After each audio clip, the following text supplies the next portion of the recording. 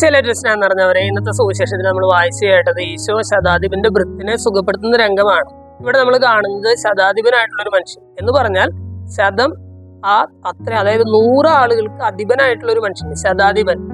അത്രയും വലിയ പൊസിഷനിൽ ഇരിക്കുന്ന ഒരാൾ വന്നിട്ട് ഈശോയോട് പറയുകയാണ്, എന്റെ വൃത്തിന് ഇങ്ങനെ അസുഖം ബാധിച്ച് കിടക്കുകയാണ്, നീ വന്ന് അവനെ സുഖപ്പെടുത്തണം എന്ന് പറയുകയാണ്. നീ അവനെ സുഖപ്പെടുത്തണം എന്ന് പറയുന്നു. ഈശോ പറയുന്നു, ഞാൻ എന്റെ വീട്ടിലേക്ക് വരാമെന്ന് പറയുന്നു. അപ്പൊ ഇയാൾ പറയുകയാണ്, അങ്ങ് എന്റെ വീട്ടിലേക്ക് വരാനുള്ള യോഗ്യതയൊന്നും എനിക്കില്ല എന്ന് പറയുകയാണ്. അതായത് വളരെ എളിമയോട് കൂടിയിട്ട് ദൈവത്തെ സമീപിക്കുന്ന ഒരു മനുഷ്യനെ നമ്മൾ കാണുകയാണ്. ഈശോ അദ്ദേഹത്തിന്റെ വിശ്വാസം കണ്ട് അമ്പരന്ന ആളുകളോട് പറയുന്നുണ്ട്, ഇതുപോലത്തെ ഒരു വിശ്വാസം ഇസ്രായേലിൽ ഒരുവനിൽ പോലും ഞാൻ കണ്ടിട്ടില്ല എന്നൊക്കെ പറയുന്നുണ്ട്. അതായത് ഇന്നത്തെ സുവിശേഷത്തിലെ ഈ ശതാധിപൻ നമ്മളെ പഠിപ്പിക്കുന്ന വലിയൊരു കാര്യമുണ്ട്. ജീവിതത്തില് ഉയർച്ചകൾ ഉണ്ടാകുമ്പോൾ ഈ എളിമപ്പെടാനായിട്ട് നമ്മൾ മറന്നു പോകാറുണ്ട്. പലപ്പോഴും അങ്ങനെയാണ്.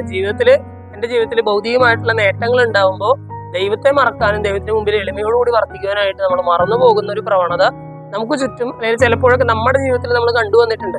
സ്നേഹമുള്ളവരെ, ഇന്നത്തെ സുവിശേഷത്തിലെ ശതാധിപൻ നമ്മളെ പഠിപ്പിക്കുകയാണ്, ജീവിതത്തിൽ നിനക്ക് ഉയർച്ച ഉണ്ടാകുമ്പോൾ എളിമയോടുകൂടി പ്രവർത്തിക്കാനായിട്ട് നീ പഠിക്കണം. ദൈവത്തിന്റെ സന്നിധിയിൽ താഴ്മയോടെ നിൽക്കാനായിട്ട് നീ പഠിക്കണം എന്ന് പറയുകയാണ്.